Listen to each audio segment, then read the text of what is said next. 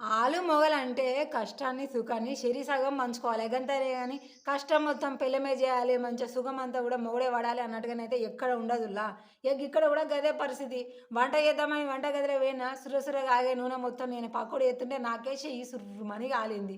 మరి గట్లాంటప్పుడు ఇగ మనకు తోడుండే మన భర్త ఏం జేయాలే?